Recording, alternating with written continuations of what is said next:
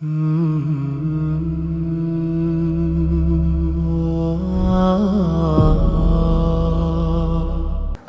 അലൈക്കും വറഹ്മത്തുള്ളാഹി തആല വബറകാതുഹു. വെൽക്കം ടു എജു തൻസീൽ തിയോളജിക്കൽ ഈ സ്കൂൾ.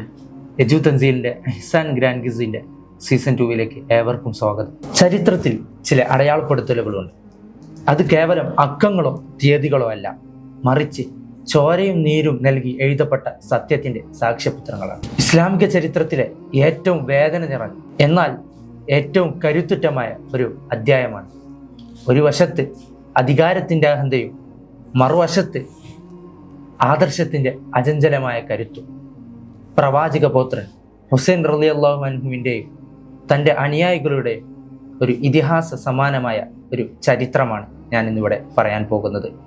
ആരായിരുന്നു ഹുസൈൻ റളിയല്ലാഹു? തിരുനബി സല്ലല്ലാഹു അലൈഹി വസല്ലമ തങ്ങൾ ചുമലിലേറ്റി നടന്ന, അതുപോലെ തന്നെ സ്വർഗത്തിലെ യുവാക്കളുടെ നേതാവെന്ന് വിശേഷിപ്പിച്ച പ്രിയപ്പെട്ട പുത്രൻ. ഫാത്തിമത്ത് സുഹറയുടെയും അലി ബിൻ അബി ത്വാലിബ് റളിയല്ലാഹുവിൻ്റെയും പുന്നാര കൺമണിയാണ് ഹുസൈൻ ബിൻ റളിയല്ലാഹു. ഇസ്ലാമിക ചരിത്രത്തിലെ എവിടെ നോക്കിയാലും നമുക്ക് കാണാൻ കഴിയുന്ന ഒരു അധ്യായമാണ്, കറുത്ത അധ്യായം തന്നെയാണ് കർബല എന്നുള്ളത്.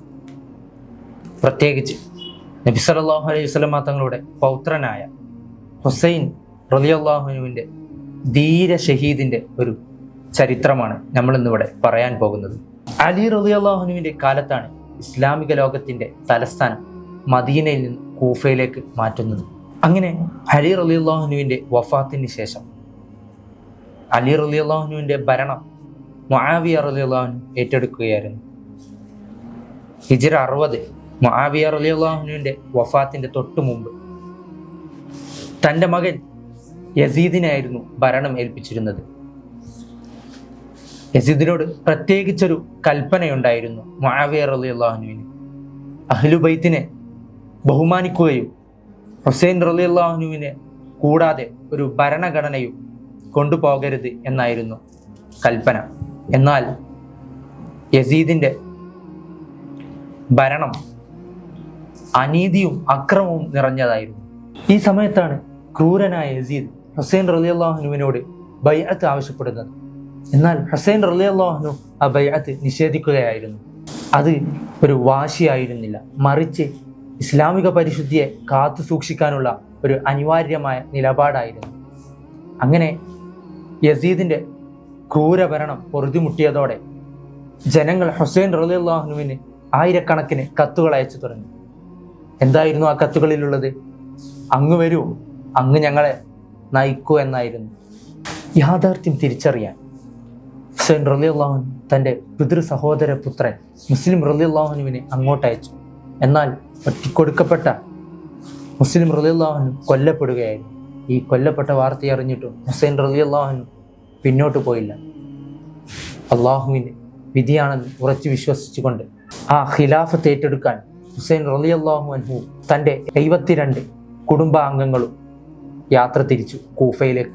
ഹുസൈൻ റളിയല്ലാഹു തൻ്റെ കുടുംബത്തെയും അനുചരന്മാരെയും കൂട്ടി മക്കയിൽ നിന്ന് ഇറാഖിലെ കൂഫയിലേക്ക് യാത്ര തിരിച്ചു.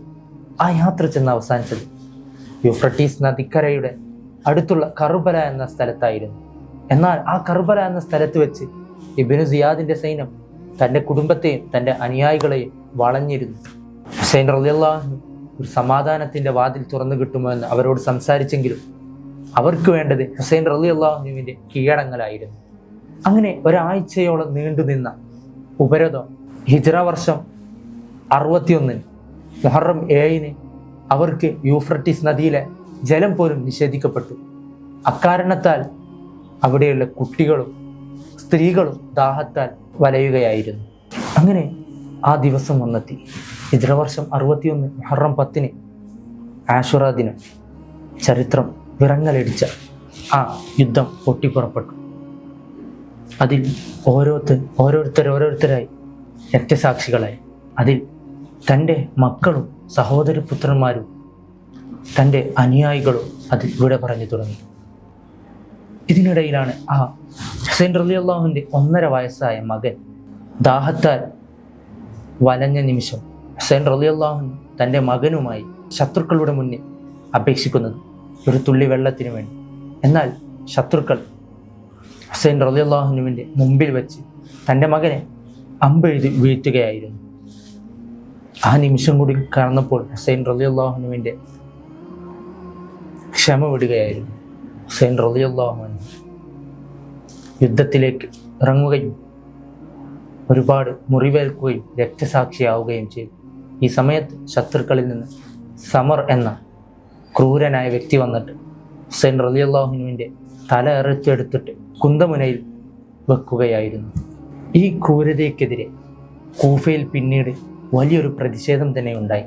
പിന്നീട് വന്ന ഖലീഫയായ മുഖ്താർ എന്ന ഖലീഫ ഇബ്നു സിയാദിനെയും സമറിനെയും വധശിക്ഷ നടപ്പിലാക്കി. വയറു സംബന്ധമായ രോഗത്താൽ യസീദും ഈ ക്രൂരനായ യസീദും ഈ ലോകത്തോട് വിട പറയുകയായിരുന്നു. കർബല നമുക്ക് തരുന്ന ഒരു ലളിതമായ സന്ദേശമുണ്ട്. ലോകം മുഴുവൻ എതിർത്താൽ സത്യത്തിൻ്റെ പക്ഷത്ത് നിൽക്കുക എന്നുള്ളത്. അധികാരം നശ്വരമാണ്, സത്യം ശാശ്വതവുമാണ് എന്നുള്ളത്. ഇൻഷാ അല്ലാഹ് നമുക്ക് വീണ്ടും കാണാം അടുത്ത ചരിത്രവുമായിട്ട്. അസ്സലാമു അലൈക്കും വറഹ്മത്തുള്ളാഹി തആല വബറകാതുഹു.